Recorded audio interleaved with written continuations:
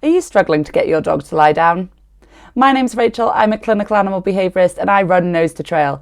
Today I'm going to look at 3 different ways that you can hopefully get your dog to learn to lie down on cue when you ask them to. Let's take a look.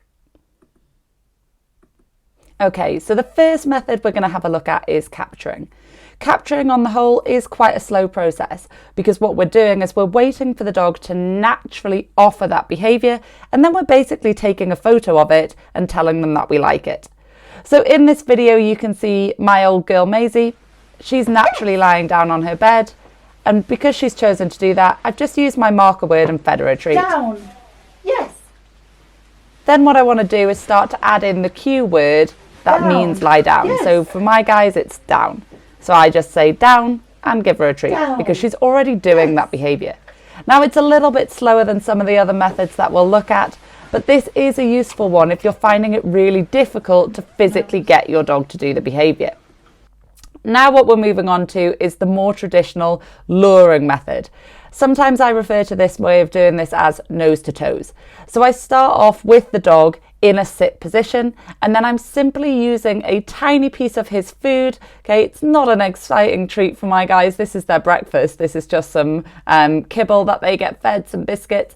I'm holding it nice and close to his nose and then slowly drawing a line down from his nose, close to his chest, right down in between his front 2 paws. Yes. When using a lure, it's important that the lure stays close to your dog. If you move your hand too fast, then that magic connection is broken and it won't work. So treat near, so they're basically nibbling on it, and lure them right down to the ground. Initially, because they don't know the word down, I'm getting this behaviour first of all, and I'm not saying the word down. I say the word down later on when I know reliably they are actually going to do this behaviour. You always get the behaviour first and add the cue or the command word in later on. I prefer to use hand signals with my guys, so now that he's started to understand the down, I'm just replicating the hand action that I use for down, which is a flat palm. Down. Yes.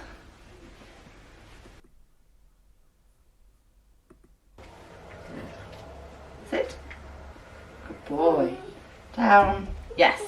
When you've done this quite a few times, if you do want to add the vocal cue, you simply go through the old cue, new cue transfer process. So you say your new cue of down, give the old signal of the hand signal, and then over time the dog will link the 2 together. You can say your new cue of down, wait a little bit, don't use the hand signal, and if they do it, then you can just mark them and walk them. Yes. So if you're struggling to get your dog from the sit into a down, sometimes you need to use something like a bridge to help them. So I'm just going to demonstrate this with Rico, so I'm just going to make Maisie move out of the way. Sit, down, good girl, stay. So if you wanted to use a bridge, you could pop your leg up.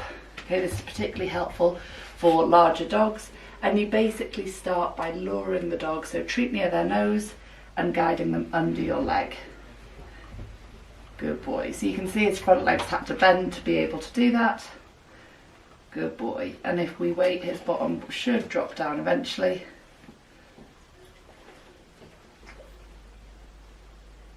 And if not, we can guide him right underneath, because then he'll have to bend his back legs. Yes. Good boy. And you can see he's ended up in that down position.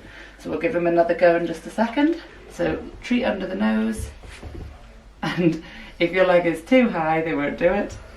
So for him I need to go lower now. Sit. Vicky.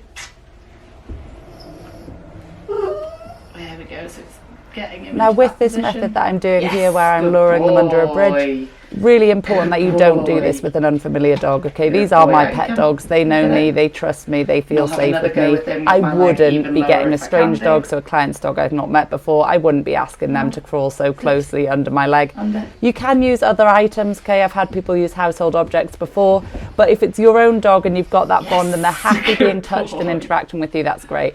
The other thing to bear in mind is that we definitely do not push down with our leg. Okay, your leg stays stationary. You're not using it to push the dog into position at all. With none of the methods that I use in my training is there any element of force. Okay, they're not being forced into doing something. and they don't use any pressure. There's nothing unpleasant happening. They're simply following the piece of food. And That's then what you'd we're want using to here. try We're using simple luring. hand A action, little bit but of without the shaping because we're leg doing it there. in little steps. Okay, so slightly lower and lower bridges. Which Okay, he but does we're with not using leg. any element of pain or pressure in this type of training. So hopefully you found those helpful. Your dog does need to be able to do a down before they can do some of my other behaviour modification plan things, like the relaxation protocol, where we get them to do a down on a mat to help them cope with visitors, to help them cope with separation anxiety and things like that. So please do have a go at this, and if you need any help, get in touch. You can find me at Nose to Trail on all the social media platforms, or simply nosetotrail.co.uk.